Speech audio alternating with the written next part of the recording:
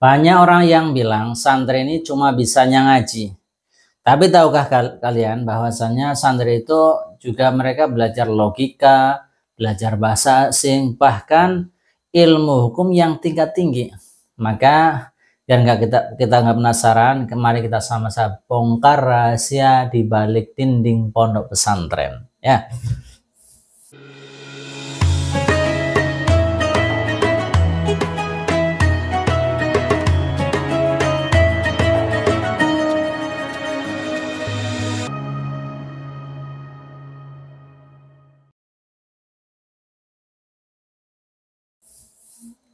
Assalamualaikum warahmatullahi wabarakatuh. Selamat datang di channel Dega TV, channel untuk edukasi dan inspirasi tentang santri dan pondok pesantren.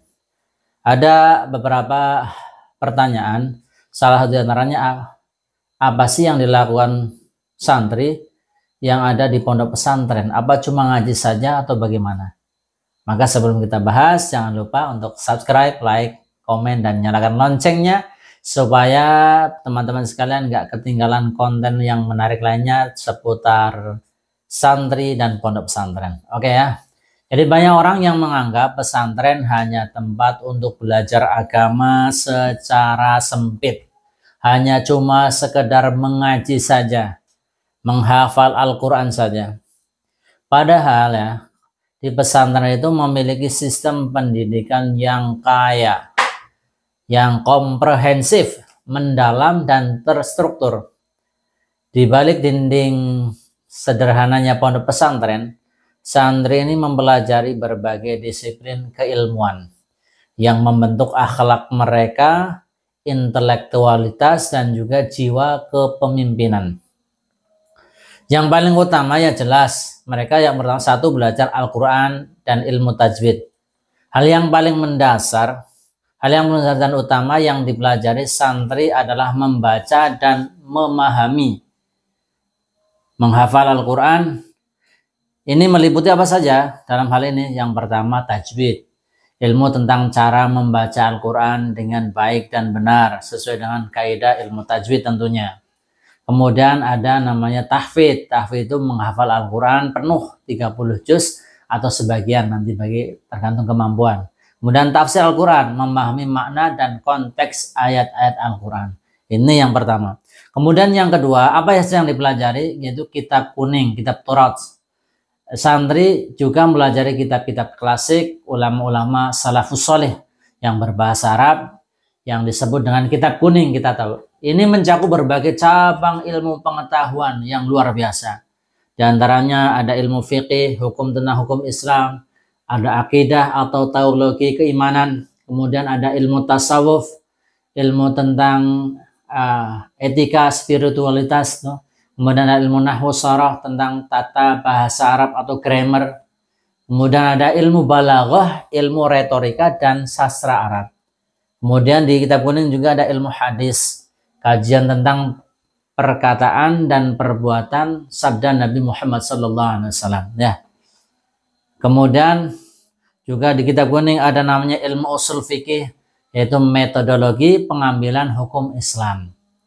Kemudian metode pembelajaran kitab kuning juga menuntut santri ini bisa berpikir kritis, memahami logika hukum, serta terbiasa membaca teks klasik Arab tanpa harokat.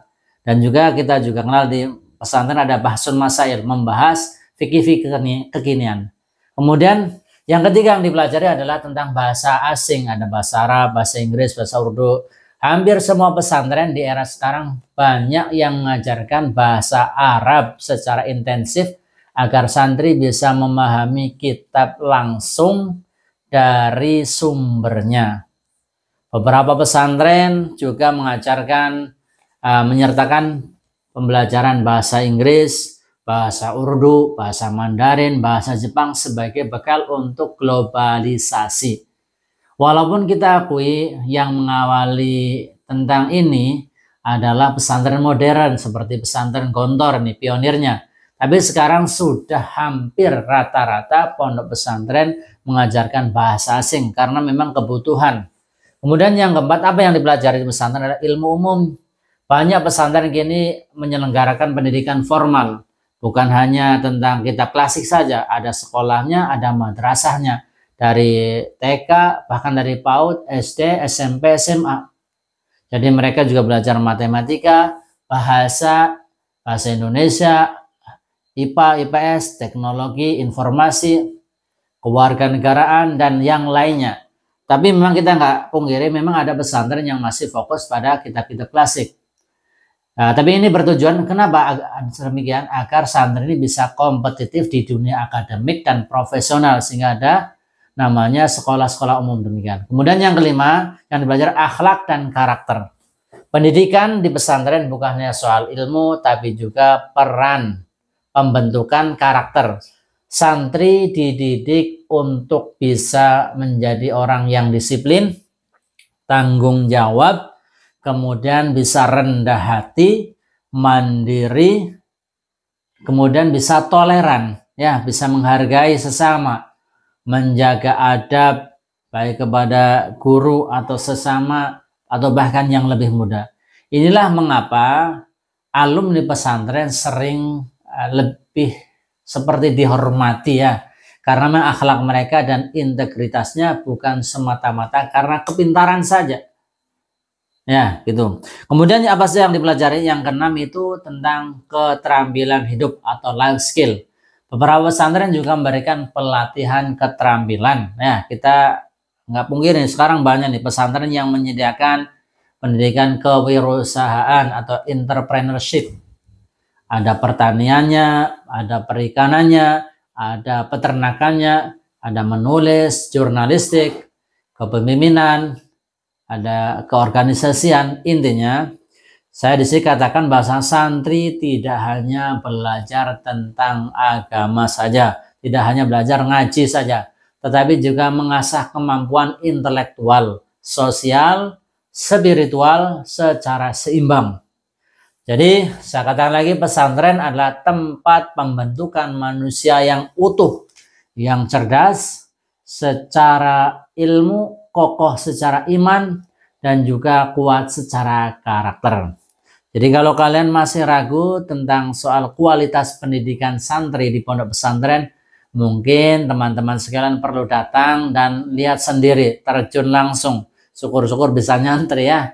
Kalau kalian suka dengan video kami yang kami sampaikan, jangan lupa untuk like, subscribe, dan share ke teman-teman yang ada di sekitar kamu yang membutuhkan tentang jawaban ini. Silahkan juga tulis komentar hal apa yang kamu kagumi dari santri atau pesantren. Sampai jumpa di konten selanjutnya tentang santri dan pondok pesantren. Semoga bermanfaat. Sekian, Assalamualaikum warahmatullahi wabarakatuh.